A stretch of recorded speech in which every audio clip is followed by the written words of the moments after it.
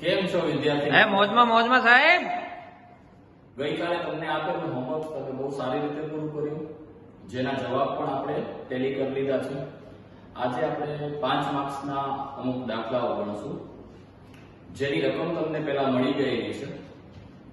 જોઈએ આપણે દાખલા નંબર 1 શું છે. દાખલા નંબર 1 માં આકૃતિમાં વિદ્યુત ક્ષેત્રના ઘટકો Ex બરાબર આલ્ફા x ની 1/3 ઘાત અને Ey બરાબર 0, Ez બરાબર 0 આપેલા છે.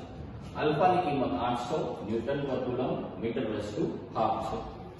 ધ્યાનથી જુઓ મિત્રો, આ જે વિદ્યુત ક્ષેત્ર આપણને આપેલું છે, આ વિદ્યુત ક્ષેત્રમાં માત્ર અને માત્ર x ઘટક જ છે. એના y અને z ઘટકો 0 છે. મતલબ કે વિદ્યુત ક્ષેત્ર x દિશામાં જ છે અને આ વિદ્યુત ક્ષેત્ર અસમાન વિદ્યુત ક્ષેત્ર છે. કઈ રીતે ખબર પડે અસમાન વિદ્યુત ક્ષેત્ર? જોવો, એ x ઘટક જે છે એ x ઉપર આધાર રાખે છે. x એટલે સ્થાન ઉપર આધાર રાખે છે. સ્થાન ઉપર આધાર રાખે એનો અર્થ એવો છે કે એ વિદ્યુત ક્ષેત્ર સ્થાન સાથે બદલાય છે. સ્થાન સાથે બદલાય છે એનો અર્થ એવો છે કે એ વિદ્યુત ક્ષેત્ર જે છે એ અસમાન વિદ્યુત ક્ષેત્ર છે. સિમ્પલ વાત કરીએ મિત્રો, તો અહીંયા xyz યામ પ્રવૃત્તિ માટે આકૃતિ આપણને આપેલી છે. આમાં વિદ્યુત ક્ષેત્ર છે એ x દિશામાં છે. હવે x દિશામાં વિદ્યુત ક્ષેત્ર છે એટલે કોમન સેન્સ છે કે માત્ર અને માત્ર આ સમઘનની આ અને આ બે સપાટી એવી છે કે જેમાંથી વિદ્યુત ક્ષેત્ર રેખાઓ પસાર થશે. કેમ કે વિદ્યુત ક્ષેત્ર રેખાઓ આમ જાય છે, તો આ અને આ બે કેસ એવા છે, બે સપાટી એવી છે કે જેમાંથી વિદ્યુત ક્ષેત્ર રેખા પસાર થશે. એના સિવાય ઉપરની, નીચેની, આગળની અને પાછળની સપાટીમાંથી કોઈ જ વિદ્યુત ક્ષેત્ર રેખા પસાર થશે નહીં. આપણને શું કીધું છે? એવું કીધું છે કે આલ્ફાની કિંમત આ છે, ઘનમાંથી પસાર થતું ફ્લક્સ બળ, અને ઘનમાં અંદર વિદ્યુત ભાર કેટલો છે એની ગણતરી કરો. એની કિંમત આપી દીધી છે. તો મિત્રો તમે જોઈ શકો છો કે આ જે સપાટી છે એનો ક્ષેત્રફળ સદિશ આ દિશામાં આવશે. આને આપણે S2 થી દર્શાવીએ. આ બીજી સપાટી છે, આ પહેલી સપાટી છે. આનો ક્ષેત્રફળ સદિશ આ દિશામાં આવશે અને S1 થી દર્શાવીએ. આ S1 અને S2 બંને સપાટીના ક્ષેત્રફળ છે. તમને ખ્યાલ છે કે એ થઈ જશે લંબાઈ ગુણ્યા પહોળાઈ, અહીંયા તો એ A² થઈ જશે. એટલે બંને સપાટીના ક્ષેત્રફળ આપણને મળી ગયા. આ જે સપાટી છે પહેલી સપાટી, એના માટે વિદ્યુત ક્ષેત્ર અને ક્ષેત્રફળ સદિશ વચ્ચેનો ખૂણો કેટલો થશે? તો વિદ્યુત ક્ષેત્ર આ દિશામાં છે, ક્ષેત્રફળ સદિશ આ દિશામાં છે, એટલે આના માટે થીટા જે છે એ 180 નું થશે. અને આ સપાટી માટે થીટા જે છે એ 0 ડિગ્રી નું થશે. મિત્રો જોઈ શકો છો, આ બે સપાટી એવી છે જેમાંથી ફ્લક્સ પસાર થશે. ફ્લક્સ એટલે ક્ષેત્ર રેખાની સંખ્યા. બીજી એક પણ સપાટીમાંથી પસાર નહીં થાય. આપણે બંનેના ક્ષેત્રફળ સદિશ અને એના ખૂણા લખી નાખ્યા છે. અહીં સમઘનમાંથી પસાર થતું ફ્લક્સ મેળવવું છે. આપણને શું મેળવવું છે? ફ્લક્સ મેળવવું છે. આપણે જાણીએ છીએ, જો અહીંયાથી આનું સ્થાન આપી દીધું છે. આ જે પહેલી સપાટી છે એના માટે સ્થાન A થશે. ઉગમ બિંદુથી એનું અંતર A આપેલું છે. અને આ જે બીજી સપાટી છે એના માટે સ્થાન થઈ જશે A આ હતું અને આ પણ A છે, તો એનું સ્થાન થઈ જશે x બરાબર 2A. એટલે અહીંયા આ જે પહેલી સપાટી છે એનું સ્થાન A છે, બીજી સપાટી છે એનું સ્થાન 2A છે. તો પહેલી સપાટી પાસે વિદ્યુત ક્ષેત્ર E1 એટલે શું થઈ જશે? તો કે આલ્ફા x ની 1/2 ઘાત હતી, એટલે અહીંયા થઈ જશે આલ્ફા x1 ની 1/2 ઘાત, અને E2 થઈ જશે આલ્ફા x2 ની 1/2 ઘાત. બહુ સારી રીતે તમે જોઈ શકો છો. x1 અને x2 સ્થાન છે પહેલી સપાટી અને બીજી સપાટીના, એટલે અહીંયા થઈ જશે આલ્ફા a ની 1/2 ઘાત અને અહીંયા થઈ જશે આલ્ફા x2 ની કિંમત શું છે? 2a, એટલે થઈ જશે આલ્ફા 2a ની 1/2 ઘાત. તો આમ આપણને E1 અને E2 બે વિદ્યુત ક્ષેત્ર મળ્યા. એટલે આ પહેલી સપાટી પાસે વિદ્યુત ક્ષેત્ર અને બીજી સપાટી પાસે વિદ્યુત ક્ષેત્ર. બંને શા માટે ગણવા પડ્યા? કેમ કે અલગ અલગ હતા. કેમ અલગ અલગ હતા? કેમ કે x અક્ષનું વિદ્યુત ક્ષેત્ર સ્થાન પર આધારિત હતું. y અને z માં વિદ્યુત ક્ષેત્ર છે જ નહીં. અહીં સપાટી 1 અને 2 માંથી પસાર થતું ફ્લક્સ ગણ્યું. તો ફ્લક્સ એટલે તમને ખબર છે E ડોટ A થતું હતું એટલે અહીંયા થઈ જશે E1 S1 cos 180. પહેલી સપાટી માટે ખૂણો જે છે 180 નો છે અને બીજી સપાટી માટે થશે phi2 બરાબર E2 S2 cos 0. એટલે E1 ની કિંમત આપણે મૂકીએ તો E1 ની જગ્યાએ આપણે મૂકશું આલ્ફા a ની 1/2 ઘાત cos 180. પહેલા આ E1 ની કિંમત છે. હવે S1 ની કિંમત મૂકીએ. S1 એટલે a સ્ક્વેર અને cos 180 એટલે -1. આ રીતે આપણને સપાટી 1 નો ફ્લક્સ મળ્યું. અહીંયા phi2 E2 એટલે આલ્ફા 2a ની 1/2 ઘાત a સ્ક્વેર અને cos 0 તો 1 થાય ઉપરની જરૂર નથી. તો આપણને phi1 શું મળ્યું? phi1 મળ્યું માઈનસ આલ્ફા a ની 2 પ્લસ 1/2 એટલે અડધી એટલે phi/2 અને phi2 મળ્યું આપણને આલ્ફા a ની આ 2 ની 1/2 ઘાત છે તો પહેલા એને લખી લઈએ. 2 ની 1/2 ઘાત એટલે √2 પછી આલ્ફા પછી a ની 1/2 ઘાત અને 1 એટલે a ની π/2 ઘાત. તો આમ આપણને બંને સપાટીના ફ્લક્સ મળ્યા. અહીંયા √2 મળ્યું કેમ કે તમને ખબર છે આ ઘાત બંનેને મળશે એટલે √2 અને a ની 1/2 અને એનો વર્ગ છે ગુણાકારમાં ઘાતનો સરવાળો થાય એટલે 2 + 1/2 એટલે π/2. તો આ રીતે બંને ફ્લક્સ મળી ગયા. આથી ઘનમાંથી પસાર થતું કુલ ફ્લક્સ શું થશે? કુલ ફ્લક્સ તો phi બરાબર phi1 વત્તા phi2 બંનેનો સરવાળો. તમે જોઈ શકો છો કે બંનેમાંથી આલ્ફા a ની π/2 ઘાત કોમન છે એટલે અહીંયાથી રહી જશે -1 એ પાછળ લખીએ. અહીંયાથી રહી જશે √2 એ આગળ લખીએ. કઈ નથી કર્યું બંનેની કિંમત મૂકી અને કોમન લઈ લીધું છે. એટલે તમે આની ગણતરી કરશો આલ્ફાની કિંમત a ની કિંમત બધું તમારી પાસે છે. મૂકી અને ગણતરી કરશો આલ્ફાની જગ્યાએ 800 મૂકશો a એટલે 0.1 એની π/2 ઘાત છે. π/2 ઘાત કેવી રીતે અપાય? તો π/2 માં y2 એટલે √2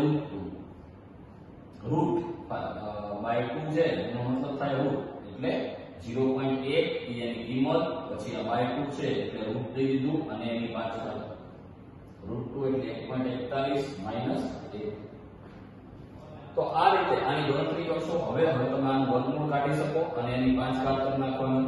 વર્ગમૂળ કાઢી અને 5 ઘાત કરવાની પછીની ગણતરી તમે કરી શકો છો.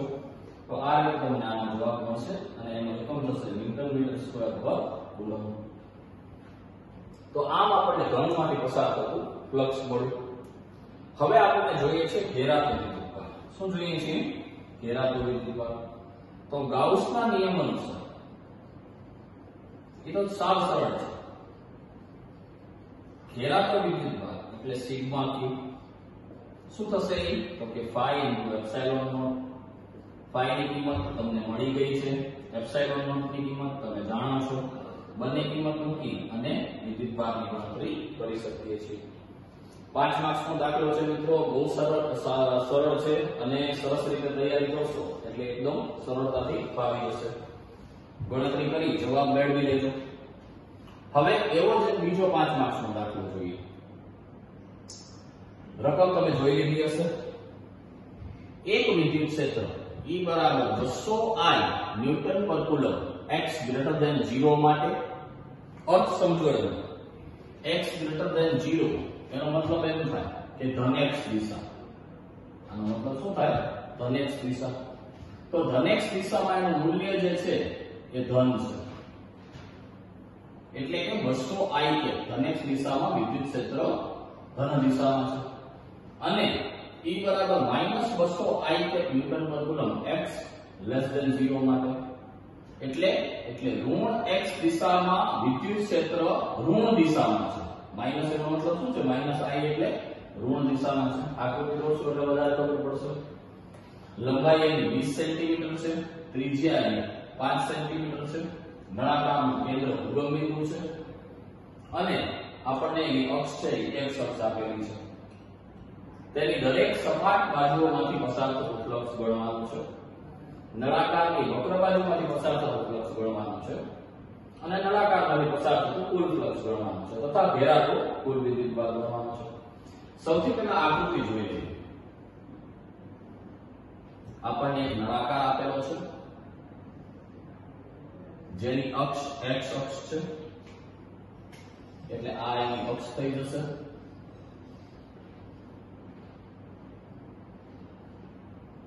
એનું કેન્દ્ર ઉગમ બિંદુ ઉપર છે, એટલે આ y અક્ષ થઈ જશે. ધન x દિશામાં વિદ્યુત ક્ષેત્ર ધન છે, એટલે અહીંયા છે 200 ન્યૂટન પર કુલમ. મૂલ્ય લખું છું. ઋણ x દિશામાં એટલે આ દિશામાં અહીંયા વિદ્યુત ક્ષેત્ર આ દિશામાં છે, એટલે એ પણ 200 છે ન્યૂટન પર કુલમ. ધન જ લખું છું. શા માટે? કેમ કે દિશા મેં આકૃતિમાં દર્શાવી દીધી, એટલે મૂલ્ય છે એ હંમેશા ધન જ હોય. તો આ રીતે આપણે બનેલા વિદ્યુત ક્ષેત્ર દર્શાવ્યા. આનું ક્ષેત્રફળ સદિશ આ દિશામાં હશે, જેને આપણે S1 કહીએ. આ સપાટીને S2 કહીએ છીએ, એટલે અહીંયા S2 થી દર્શાવીએ. આનું આ બાજુ હશે, એટલે એને S1 થી દર્શાવીએ.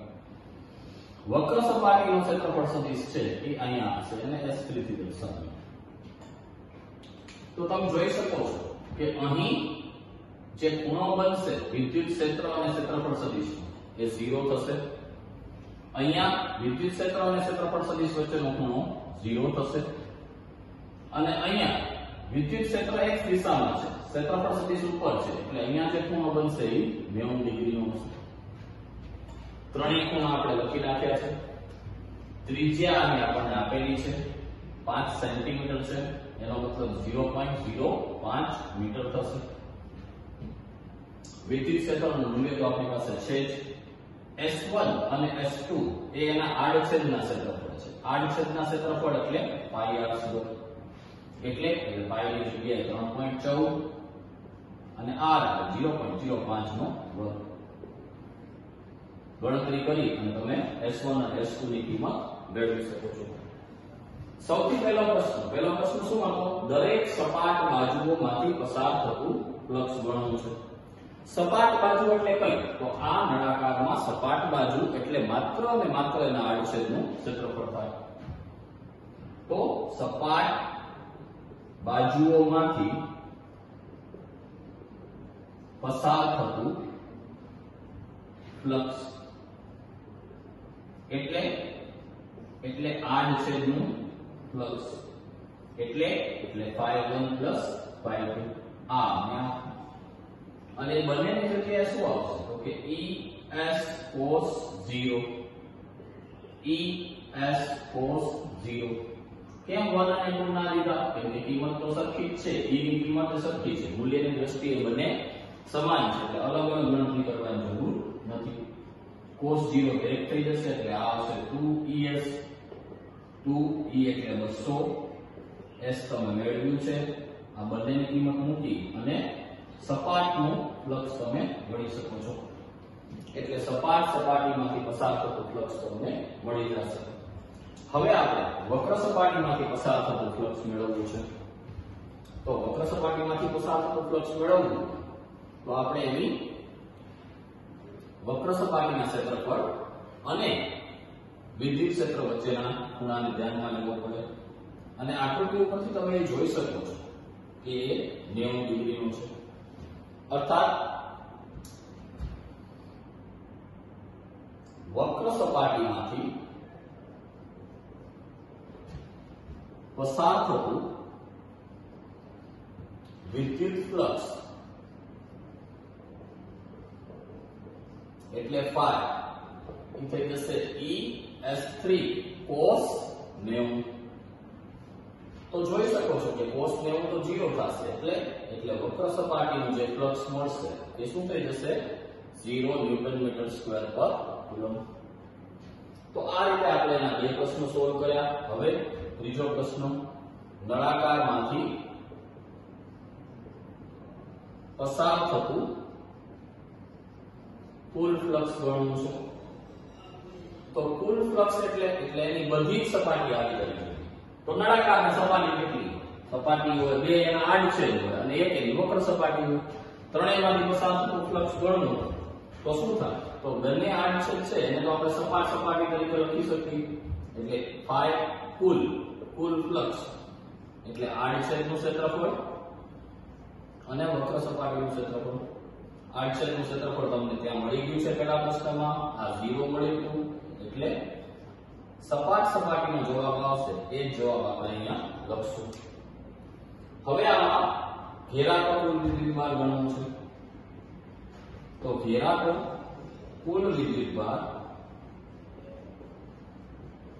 એટલે સિગ્મા q જે થઈ જશે phi કુલ into epsilon naught. phi કુલની કિંમત તમારી પાસે છે આ રહી. એપ્સિલોન નોટ ની કિંમત તમે જાણો છો. બંનેની ગણતરી કરી અને કુલ વિદ્યુતભાર ઘેરાતો કુલ વિદ્યુતભાર તમે ગણી શકો છો. જોડે જોડે તમે લખતા પણ હશો. આજે પણ તમને હોમવર્કમાં અમુક દાખલાઓ આવવાના છે જે સરસ ગણી અને તમે મોકલાવી શકો છો. પછી આપણે એને ટેલી કરી લેશું. ક્યાંય પણ કોઈ પ્રકારની તકલીફ હોય તો તમે WhatsApp કરો છો તો એનો તરત તમને રિસ્પોન્સ મળે છે.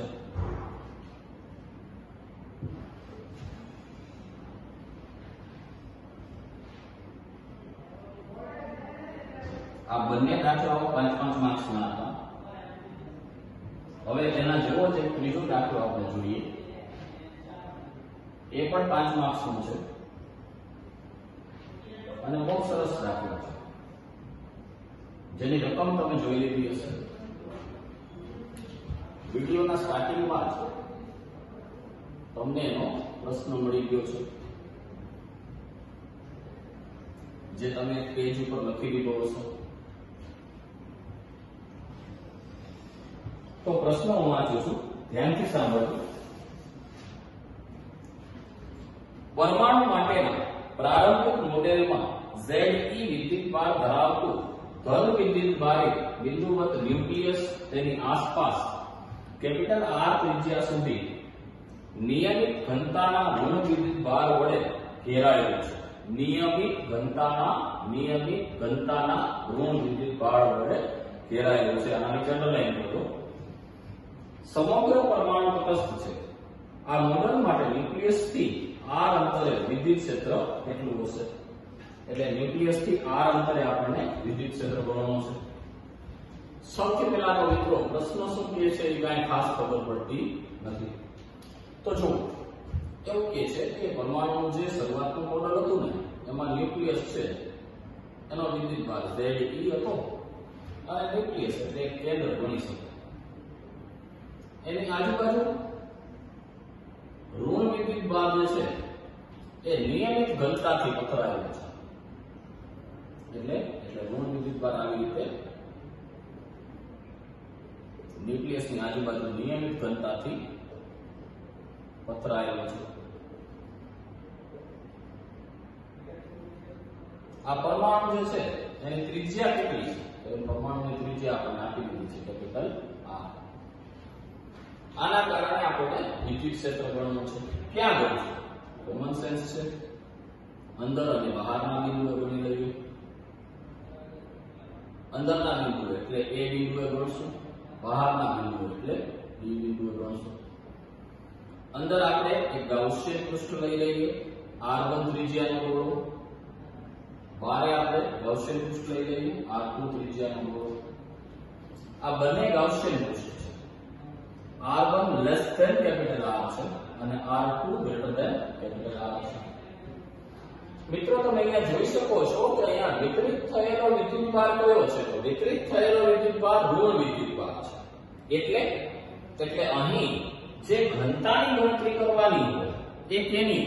ઋણ વિદ્યુતભારની. અને આમે પ્રશ્નમાં મેં અંડરલાઈન કરાવ્યું છે કે નિયમિત ઘનતાના ઋણ વિદ્યુતભાર. આ જે પરમાણુ છે એ ગોળા સ્વરૂપે હોય એનો અર્થ એવો છે કે એમાં આપણે કદ વિદ્યુતભાર ઘનતા વ્યાખ્યાયિત કરવાની હોય. તો અહીંયા આપણે કદ વિદ્યુતભાર ઘનતા વ્યાખ્યાયિત કરી. ઋણ વિદ્યુતભારની કદ વિદ્યુતભાર ઘનતા, જેને આપણે ρ થી દર્શાવશું. ઋણ વિદ્યુતભારની કદ વિદ્યુતભાર ઘનતા. શા માટે ઋણની કરીએ છીએ? હંમેશા યાદ રાખવાનું કેમ કે ધન વિદ્યુતભાર છે વિતરિત થયેલો નથી, કેન્દ્ર ઉપર કેન્દ્રિત થયેલો છે, એટલે ઋણ વિદ્યુતભારની વિદ્યુતભાર ઘનતા લઈએ છીએ. તો આ તમને ખબર છે કે Q/V થાય. તો ઋણ વિદ્યુતભાર કેટલું હોય? જેટલો ધન હોય એટલા એટલો ઋણ હોય, કેમ કે પરમાણુ તટસ્થ હોય. Ze જેટલો ધન વિદ્યુતભાર છે, તો આ પથરાયેલો ઋણ વિદ્યુતભાર પણ Ze જેટલો હશે, પણ એ માઈનસ Ze છે કેમ કે ઋણ છે. છેદમાં એનું કુલ કદ 4/3 પાઈ r3 પરમાણુનું કદ. એટલે ρ આપણને શું મળ્યું?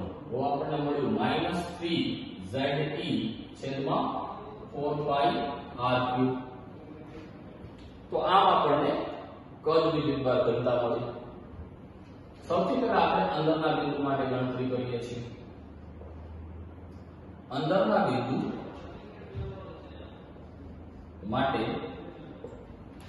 વિદ્યુત ક્ષેત્ર.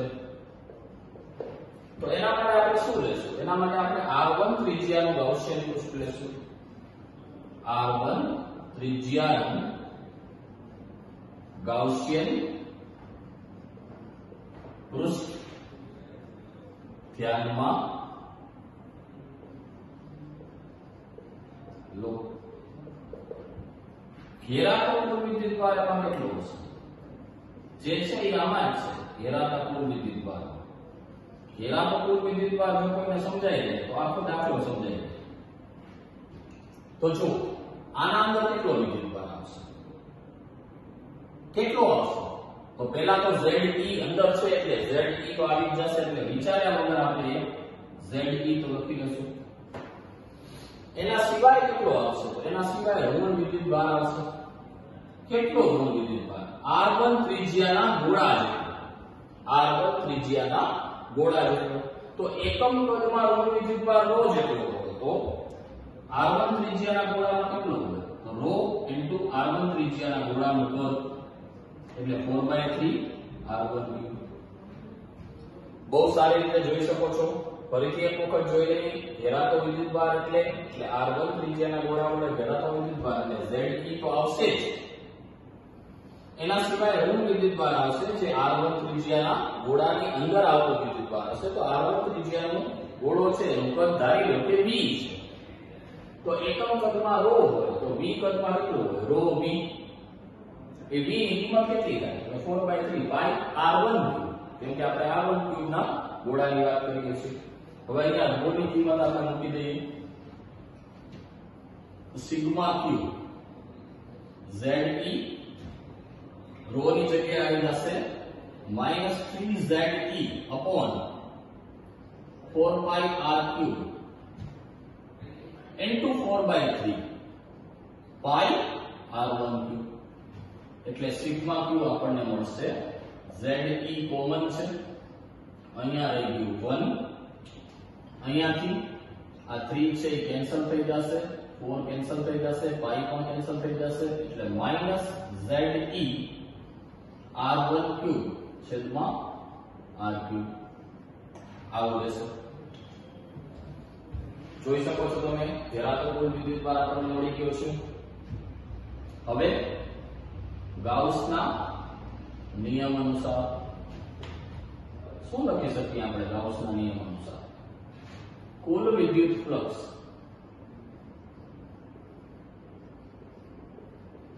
phi બરાબર સંકલન E.ds બરાબર sigma q by epsilon nought. એટલે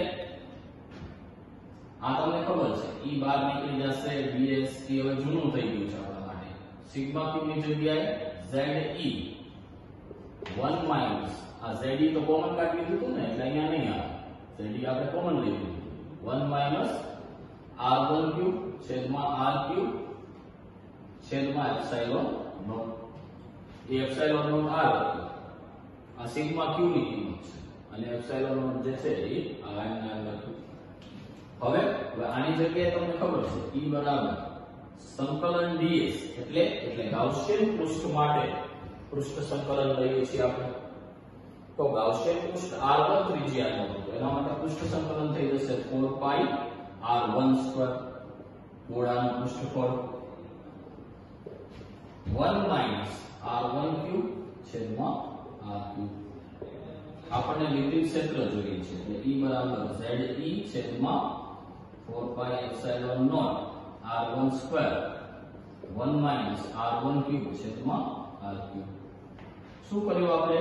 કઈ નથી કર્યું, અહીંયાથી E ને સૂત્રનો કરતા બનાવ્યો 4 પાઈ r1 સ્ક્વેર ને નીચે લઈ ગયા. તો આ જે આપણને મળ્યું આ પરમાણુની અંદરના વિસ્તાર માટે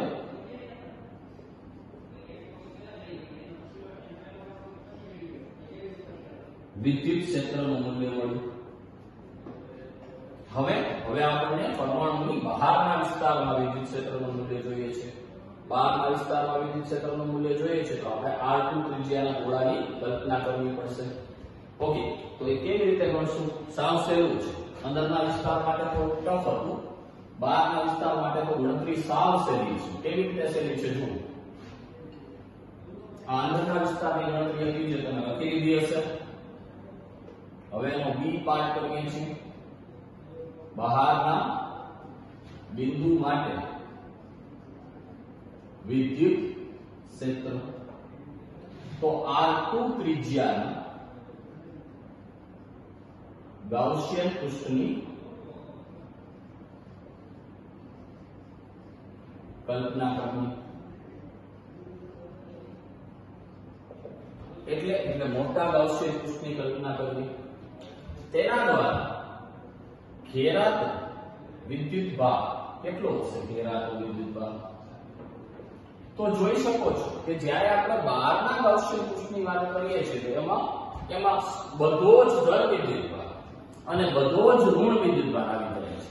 એટલે Ze જેટલો ધન વિદ્યુત ભાર અને -Ze જેટલો ઋણ વિદ્યુત ભાર, કુલ વિદ્યુત ભાર શું થઈ જશે? 0. આ કુલ વિદ્યુત ભાર 0 થઈ ગયો તો ગાઉસના નિયમ અનુસાર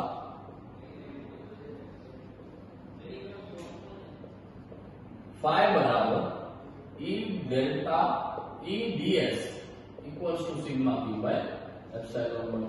પણ આ 0 છે તો વિદ્યુત ક્ષેત્ર પણ 0 થઈ જશે. એટલે પરમાણુની બહારના વિસ્તારમાં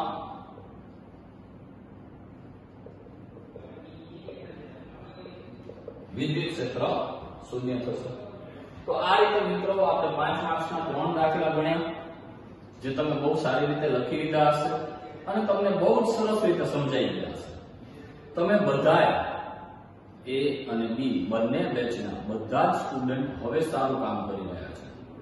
વચ્ચે 2-3 વિદ્યાર્થીઓ છે એ નતા હજી જાણતા તો એમને ભાવિન સાથે ફોન કર્યા હતા, ત્યારબાદ મેં પણ ફોનથી કોન્ટેક્ટ કર્યો હતો. હજી પણ એવા ધ્યાનમાં આવશે તો એના માટે આપણે કંઈક પ્રયત્ન કરશું. મિત્રો, આ સમયમાં તમારું ભણવાનું ન બગડે એના માટે અમે પ્રયત્ન કરી રહ્યા છીએ. તમે સપોર્ટ કરશો તો જ આપણે આગળ વધી શકશું. અચ્છા, માની લો કે તમે કાંઈ નથી કરતા તો પછી ફ્યુચરમાં ભવિષ્યમાં તમારા માર્ક્સ જો ડાઉન આવે અથવા તમને ધાર્યું પરિણામ ન મળે તો એના માટે જવાબદાર માત્ર અને માત્ર તમે જ છો. કેમ કે અમે તમને સપોર્ટ કરીએ છીએ. તમારા ડાઉન આવે એટલે તમને ખબર છે અમે તરત ઇમિડિયેટલી એને રિસ્પોન્ડ કરીએ છીએ. પ્રયત્ન પૂરા ચાલુ છે. હવે તમારા પ્રયત્નની જરૂર છે. બધા ભાગમાં સરસ કામ કરે છે. આ તો વચ્ચે ક્યાંય તમારો જુસ્સો છે એ અટકી ન જાય અથવા જુસ્સો ઠંડો ન પડી જાય એના માટે તમને વાત કરું છું. બાકી બધા બહુ સરસ કામ કરે છે. સરસ રીતે આ લખી લ્યો અને તૈયાર કરી લો. આજનું હોમવર્ક તમને WhatsApp ગ્રુપમાં મળી જશે. ધન્યવાદ મિત્રો.